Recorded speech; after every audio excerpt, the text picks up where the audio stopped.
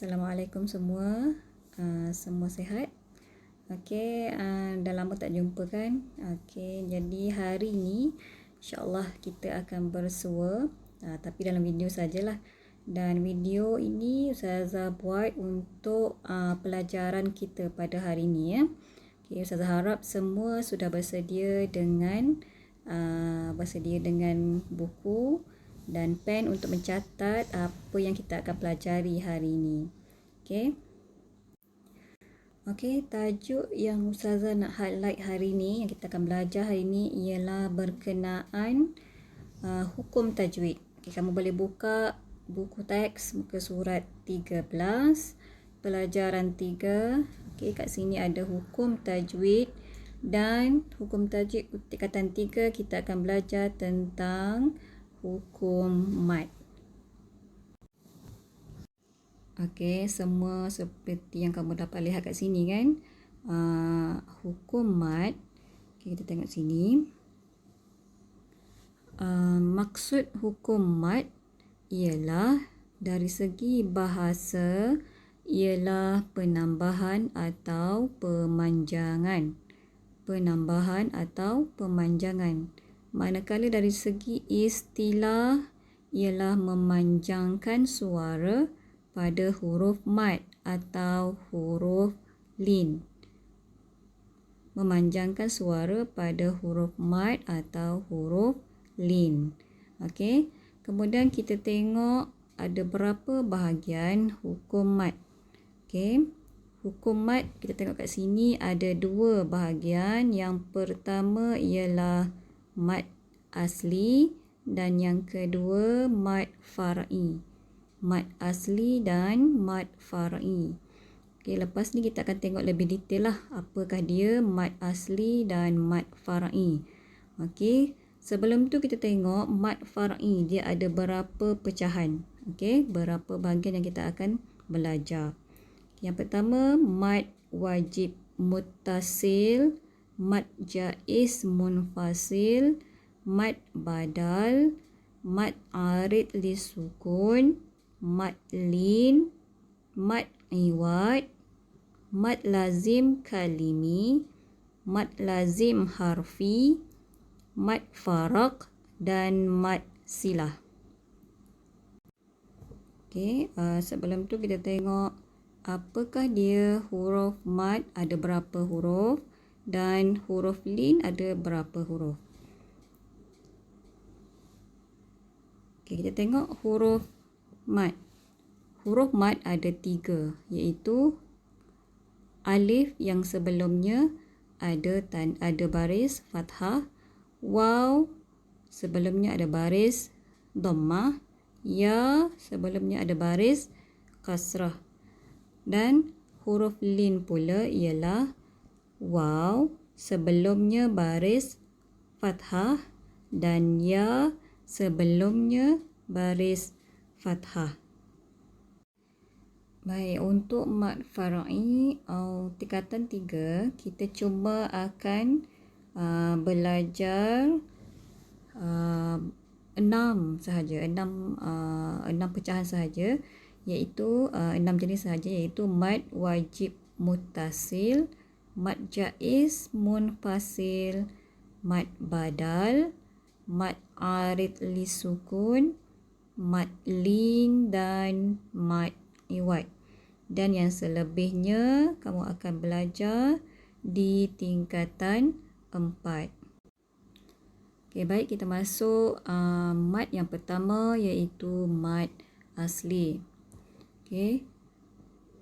Mad asli atau kita boleh juga kenalinya ialah sebagai mad tabi'i.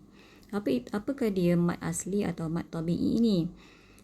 Mad asli atau mad tabi'i ialah memanjangkan suara pada huruf mad dalam keadaan berikut.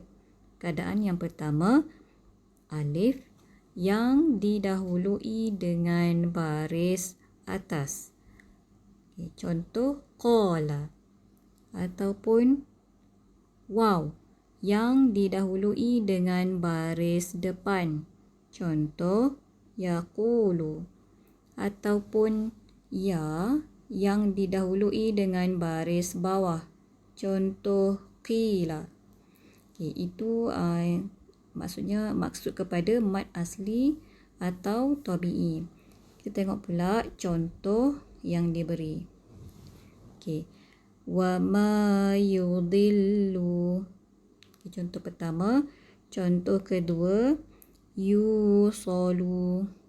Contoh yang ketiga, wahum fiha.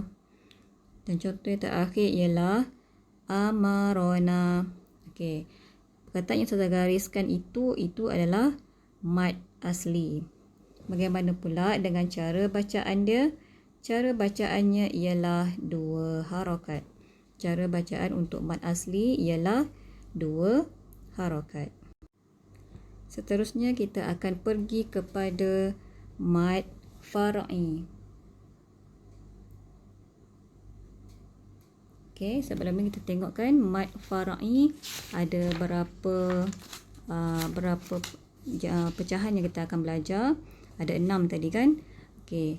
Yang pertama ialah mad wajib muttasil. Mad wajib muttasil. Okey, ini yang pertama kita akan belajar. Apakah dia mad wajib muttasil? Mad wajib muttasil ialah huruf mad bertemu dengan huruf hamzah dalam satu kalimah. Huruf mad bertemu dengan huruf hamzah dalam satu kalimah. Apa maksud kalimah? Kalimah maksudnya perkataan. Okey, kita tengok contoh yang diberi. Okey, contoh yang pertama ni di manakah dia huruf mad? Okey, ini huruf mad. Okey ya. Kemudian bertemu dengan hamzah. Ini hamzah. Okey, dalam satu kalimah. Maksudnya satu perkataan. Satu perkataan. Contoh lain yang kita sebut dulu ya. Al-malaikati. Okay, kemudian contoh lain, ini huruf mad, kemudian ada hamzah di tepinya dan bertemu dalam satu kalimah. Contoh perkataan dia as-sama'u. Okay, kemudian perkataan seterusnya si'at. Okay, di sini dia ada huruf mad, kemudian ada hamzah dalam satu kalimah, satu perkataan. Si'at. Kemudian yang terakhir ada huruf mad dan juga hamzah dalam satu kalimah. Su'in. Okay, kemudian cara bacaannya ialah 4 atau 5 harakat. 4 atau number 2. Number 2 Okay. Kita nak pergi kepada mad jaiz munfasil. Okay, mad jaiz munfasil. Kalau tadi mad wajib muttasil. Ini yang kedua, mad jaiz munfasil. Apa maksud dia? Huruf mad bertemu dengan huruf hamzah pada 2 kalimah berlainan. Okey, huruf mad bertemu dengan huruf hamzah pada 2 kalimah berlainan. Ada beza tak dengan yang pertama tadi? Ada. Okey, mad wajib muttasil yang pertama tadi, huruf mad bertemu dengan hamzah dalam satu kalimah. Jadi untuk yang kedua, mad jaiz munfasil, huruf mad bertemu dengan huruf hamzah pada 2 kalimah. 2 kalimah. Baik, kita tengok contoh yang diberi. Yang pertama, contoh yang diberi, qu anfusakum. Di mana huruf mad dia? Di sini Ini huruf mad. Kemudian bertemu dengan hamzah. Hamzah di sini. Hamzah di sini. Dan dia bertemu dalam 2 perkataan. 2 perkataan. Ini perkataan pertama. Yang ini perkataan kedua. Okey, rasa sudah agak, harap kamu boleh nampaklah ni perbezaan dia. Kita pergi pula contoh yang kedua. Bima anzalallah. Okey, kita tengok tanda mat kat sini. Selepasnya ada hamzah. Okey, kemudian dalam dua perkataan. Perkataan pertama, ini perkataan yang kedua atau kalimah yang kedua. Okey, itu maksud dia. Yang ketiga, tengok contoh yang ketiga. Qalu ataj'alu. Okey, huruf mat di sini, kemudian ada hamzah di sini. Dua kalimah juga. Dua perkataan. Okey. Kemudian yang keempat, tsummastawa ila. Okey, kita tengok huruf mat dia sini, kemudian ada hamzah dan berada dalam dua perkataan. Dua perkataan. Okey, saya harap semua jelas Okey, kemudian kita tengok cara bacaan. Cara bacaan untuk mat jaiz munfasil ialah 4 atau 5 harakat. 4 atau 5 harakat. Seterusnya kita akan sambung dengan mat badal. Ini yang ketiga. Okey, yang ketiga, mat badal. Apa maksud mat badal? Mat badal ialah huruf hamzah bertemu dengan huruf mat dalam satu kalimah. Huruf hamzah bertemu dengan huruf mat dalam satu kalimah. Okey, jangan keliru dengan mat wajib muttasil. Kalau mat wajib muttasil tadi, huruf mat dahulu kemudian huruf hamzah. Okey, kalau yang mat badal, perbezaan dia kita boleh tengok sini. Okey, hamzah. Okey, hamzah dulu, kemudian bertemu dengan alif. Alif kan huruf mat di sini Okey, jadi macam mana bacaan dia? Okey, yang tadi amana. Amana. Okey, contoh kedua, adama. Adama. Hamzah bertemu dengan alif. Kemudian kita tengok pula hamzah bertemu dengan waw. Hamzah bertemu dengan waw. Ini hamzah dan waw. Okey. Macam mana nak cara bacaan? Utu. Utu. Kemudian contoh yang kedua, wa'udhu. Wa'udhu. Okey, itu hamzah bertemu dengan waw. Kemudian kita tengok pula hamzah bertemu dengan ya. Hamzah bertemu dengan ya. Contoh, okay, ini hamzah dan juga ya selepasnya. Imanan. Imanan. Yang ini pula qul'i. Qul'i. Okay, itu cara bacaan untuk mat badal. Okey. Okey, cara bacaan dia ada berapa harakat? Kita tengok di sini, 2 harakat. Cara bacaan mat badal 2 harakat seperti mat asli. Seterusnya kita akan pergi yang keempat, iaitu mat arid lis sukun.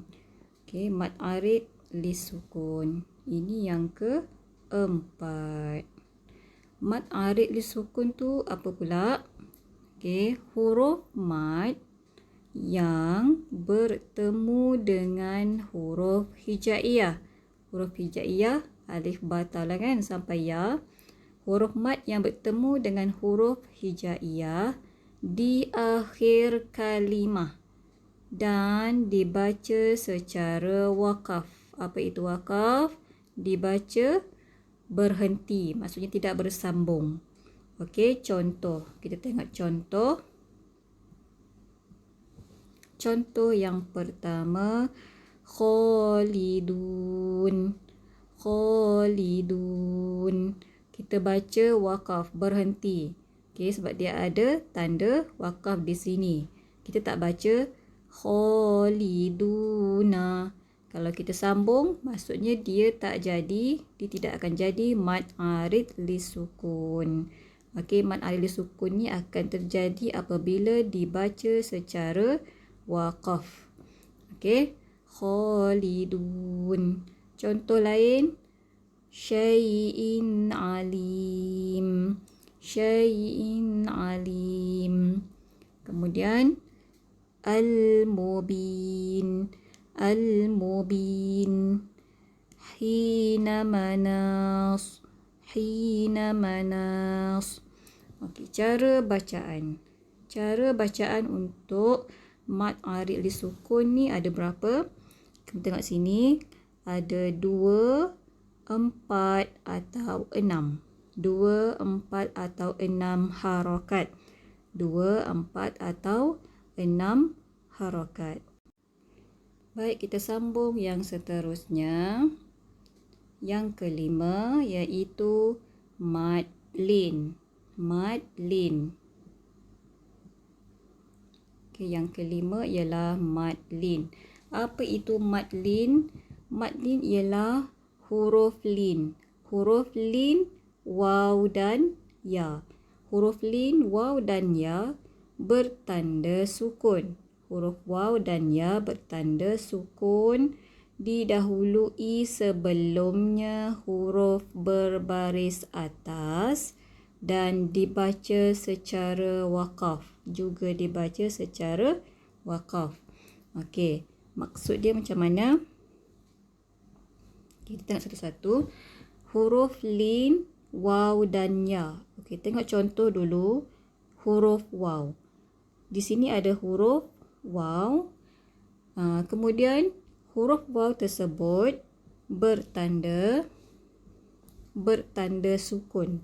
Ini sukun. Okey, tanda sukun. Huruf waw dia bertanda sukun. Didahului sebelumnya huruf berbaris atas. Okey, jadi sebelum huruf waw, dia huruf yang sebelum huruf waw berbaris atas. Okey, khawfi perkataan asal dia. Tetapi apabila dibaca secara waqaf. Secara waqaf maksudnya secara berhenti, maka dia akan jadi mad lin. Okey, contoh macam mana? Khawf. Okey, kalau itu cara dibaca secara waqaf. Okey, tengok contoh yang kedua. Contoh yang kedua, di sini ada huruf waw yang berbaris, yang bertanda sukun. Kemudian sebelumnya ada huruf yang berbaris atas. Okey, macam mana cara bacaannya? Dan ini adalah dibaca secara waqaf. Ada tanda waqaf di sini. Dia berhentilah. Dairatus saw. Macam tu. Okey, untuk huruf ya. Huruf ya. Tengok di sini ada ya yang bertanda sukun. Dan huruf sebelumnya berbaris fathah. Dan perkataan ini akan dibaca secara waqaf. Berhenti maksud dia. Contoh, Quraisy. Okey. Kemudian tengok contoh seterusnya. Ada ya yang bertanda sukun. Kemudian sebelumnya ada huruf berbaris fathah. Okey, cara bacaannya al-bait. Okey, macam mana berapa harakat cara bacaannya? Kita tengok di sini ada 2, 4 atau 6 harakat. 2, 4 atau 6 harakat. Okey, seterusnya kita akan pergi yang terakhir iaitu mad iwad. Mad iwad. Okey, yang ke-6, mad iwad. Apakah dia mad iwad? Mad iwad ialah huruf mad yang berbaris 2. Berbaris 2 di atas. Ini tanda dia. huruf mat yang berbaris 2 di atas dibaca dengan baris 1 di atas ketika waqaf dan dibaca dengan bacaan mat. Okey, maksudnya huruf yang berbaris 2 di atas, huruf mat yang berbaris 2 di atas, kemudian kita akan baca dengan baris 1 sahaja. Okey, sebab dia waqaf. Okey, sebab dia waqaf, dia berhenti, maka kita baca dengan satu baris sahaja. Contoh. Perkataan gharqa. Sepatutnya kalau wasal, kalau kita sambung jadi gharqan. Perkataan ini ya, gharqan. Tetapi oleh kerana dia waqaf, berhenti, duduk di hujung, maka kita akan baca dengan baris satu sahaja. Contoh. Wan nazi'ati gharqa. Wan nazi'ati gharqa. Kita tengok contoh yang kedua. Sama juga. Okey. Dia ada huruf yang berbaris 2 di atas. 2 di atas, tetapi kita baca dengan satu saja, dengan satu baris sahaja sebab dia waqaf. Contoh, cara bacaan dia. Haba'am mumbatha. Sekiranya kita sambung, kita akan baca mumbathan. Macam tu. Kalau habis sambung kan ada huruf lagi lah lepasnya. Okay, contoh yang ketiga. Ajalim musamma. Contoh yang terakhir. Insya. Okay. Kemudian kita tengok cara bacaan. Cara bacaan untuk mad iwad ialah dibaca baris satu di atas sekadar 2 harakat. Sekadar 2 harakat. Okay, di sini ada nota penting. Okay, yang warna kuning ni. Mad iwad, kita bagi dia ni sikit ya, bintang. Mad iwad tidak berlaku pada huruf ta. Ta apa ni? Ta marbutah. Walaupun ketika waqaf, seperti izaman nakhirah. Kita tak baca izaman nakhirata. Itu salah. Tapi kita baca izaman nakhirah. Okey, itu untuk mad. Baik, itu sahaja untuk pelajaran hari ini. Ustazah harap semua boleh faham. Okey, selepas ini Ustazah akan bagi tugasan. Nantikan sekejap lagi selepas kamu dah habis menonton video ini. Okey, sampai itu sahaja. Wa ilal liqa insya-Allah. Assalamualaikum warahmatullahi wabarakatuh.